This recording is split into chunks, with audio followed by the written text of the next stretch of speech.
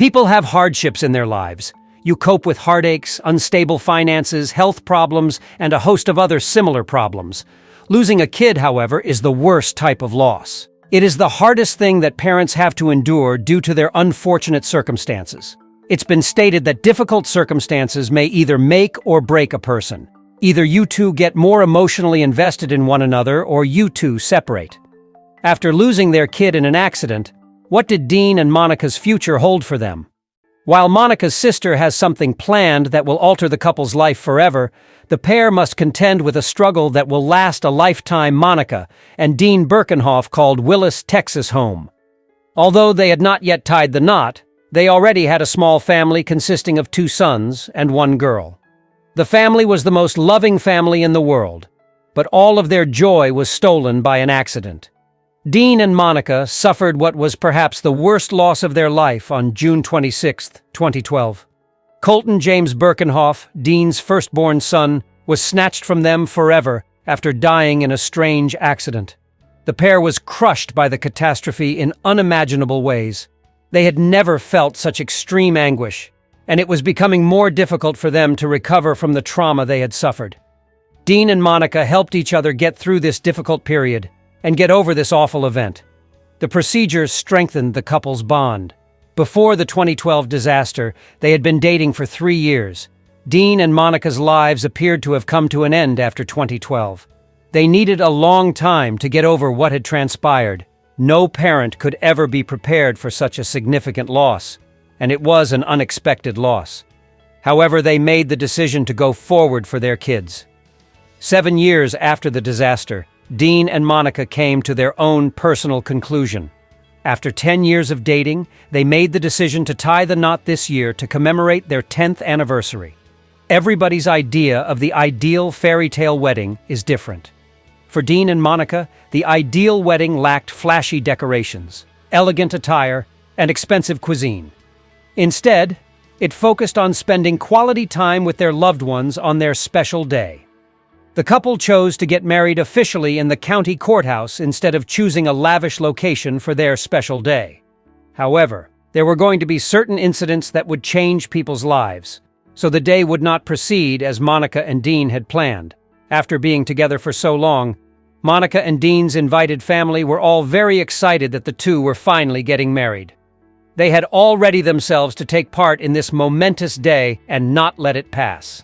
After all these years, the day has finally arrived for Dean and Monica to get married. As the bride and groom entered the chamber, every guest was seated and waiting for them. The incredible surprise that was about to happen was unknown to everybody. Although everyone appeared to be enjoying the event, each family member was secretly a little depressed.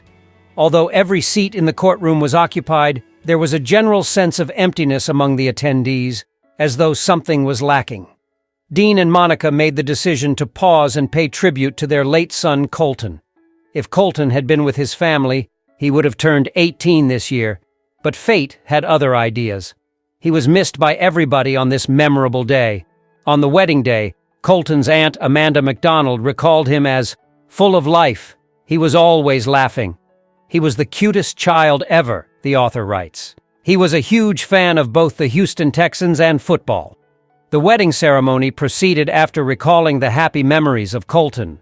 The county judge proceeded with the customs because the concert had to go on. The judge started out by asking the customary question, which was to find out if anyone in the assembly objected to the marriage. Normally, asking this question is only a formality, but on this occasion it was unique and unexpected by all. Amanda, Monica's sister, put up a hand. Why would Amanda, of all the people, be against the wedding? She was the one who knew Monica the best. What possible objection could she have? Because someone wanted to appear in front of the guests, Amanda indicated that the wedding needs to be postponed for the time being. She informed everyone that the wedding would not be possible without that individual. All eyes turned to see Amanda suddenly glance toward the entry door. Without a clue as to who may be entering via the other side, everyone was fixated on the door. The door opened abruptly. A man entered the courtroom while it was silent. Everyone in the courtroom did not know this young gentleman by name. He was a stranger to them all. However, he continued to go forward and made a direct reach for the soon-to-be wedded pair. Everyone was perplexed as to the identity of this stranger, to whom Amanda had yelled to put an end to the marriage. The man, clad in a black waistcoat with a tie and a green shirt, was presented by Amanda. Stufflebean, that's the man. This morning, he had traveled from Arkansas to Houston, specifically for the wedding. Monica recognized Travis as soon as he approached the pair, and she started crying. Every attendee recognized that the man was not a stranger once Amanda explained in detail why she had decided to interrupt the ceremony in that manner. In fact, he was family, and not just to Monica. Tears flooded all of their eyes. Like family, Monica understood exactly who he was and why he mattered so much. She broke down because she was unable to control her feelings. Without thinking, she rushed to embrace Travis, knowing that she was giving him a hug from the bottom of her heart. After learning that Colton had passed away, Monica and Dean made the decision to donate his organs in order to save the lives of those who were in need. 7 years ago, Travis was the one who had won Colton's heart. Since Colton could never have attended his parents' wedding, Amanda had to settle for the second best thing she could have given her sister, Travis's heart, which was pounding for Colton. Travis had not arrived empty-handed, however. He had in fact brought a really touching present that would bring tears to everyone's eyes. It was the type of present that Dean and Monica would never have imagined getting at their nuptials. With his hand in his pocket, Travis produced a stethoscope. He desired for Monica and Dean to hear their son's heartbeat. One by one, he put the earpieces on the pair. The greatest present Monica and Dean could have received was to hear the heartbeat of their late son on the day of their wedding. Everyone present in the courtroom was visibly distraught, not just the couple. Travis truly was a kind and compassionate person to have given the couple so much care. He was certain that he wanted to attend the wedding. Stufflebean said, "You're bringing the heart back home. This seems to me to be only a passing heart. I'm only using it on loan. I think it fits here, with this amazing and fantastic family." Only 3 months before to Colton's passing, Travis, who had a weak heart since he was 3 years old, was placed on the transplant waiting list. He'd been fortunate enough to receive a heart. Everything began in 1991.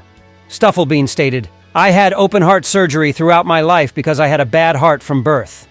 Amanda wanted Travis to truly be present for the wedding, so she worked very hard to make sure he was there. According to MacDonald, one thing led to another, and now here we are. He answered yes, much to our surprise, horror, and amazement.